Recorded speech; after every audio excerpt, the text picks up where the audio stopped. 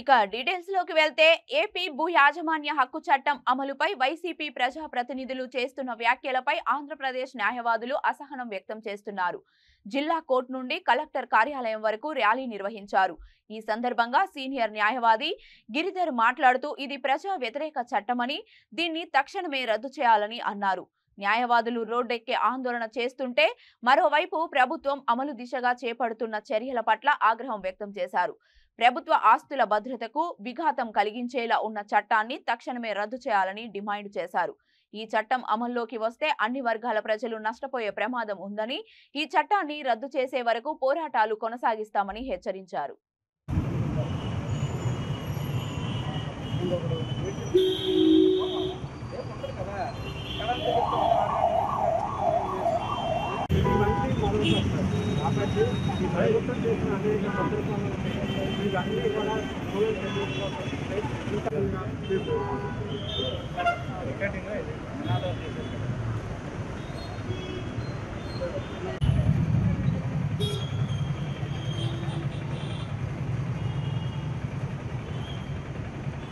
రద్దు చేయాలి. ప్రజల ఆస్తులకు రక్షణ లేని ఈ చట్టాన్ని వెంటనే రద్దు చేయాలి. ప్రజలకు ఏమాత్రం కూడా రక్షణ కల్పించిన ఈ చట్టాన్ని వెంటనే రద్దు చేయాలి. రాజ్యాంగాన్ని గౌరవించిన ఈ చట్టాన్ని వెంటనే రద్దు చేయాలి.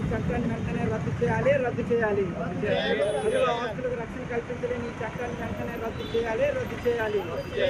ప్రజల ఆస్తులకు భద్రత లేని ఈ చట్టాన్ని వెంటనే రద్దు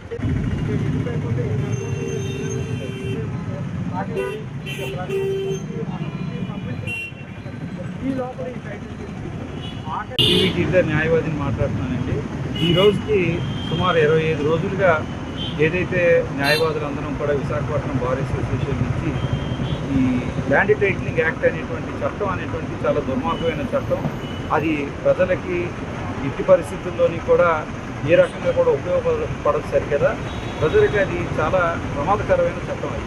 అందువల్ల ఈరోజు న్యాయవాదులే ప్రత్యేకంగా ఈ చట్టానికి వ్యతిరేకంగా పోరాటానికి కారణం ఏంటంటే సామాన్య ప్రజలకి దీని గురించి తెలిసే లోపునే వాళ్ళు నష్టపోతారు. అందువలన ఇది న్యాయవాదులు దీనిని ఒక ఛాలెంజ్గా తీసుకొని రాష్ట్రం అంతా కూడా ఈ చట్టాన్ని రద్దు చేయాలని ధర్నా చేస్తున్నాం. అయితే ఈరోజు ముఖ్యంగా ప్రజలకు వచ్చే నష్టం ఏంటంటే సివిల్ కోర్టులు అలాగే జ్యుడిషియరీ పూర్తిగా దూరం చేస్తూ ఏదైతే సెక్షన్ 12 నోటిఫికేషన్ ఇస్తారో, నోటిఫికేషన్ ఇచ్చిన దగ్గర నుంచి ప్రతి భూమి సర్వే అయిన తర్వాత వాళ్ళ సొంతంగా టైటిల్ రిజిస్టర్ అనేటువంటిది తయారు చేస్తారు.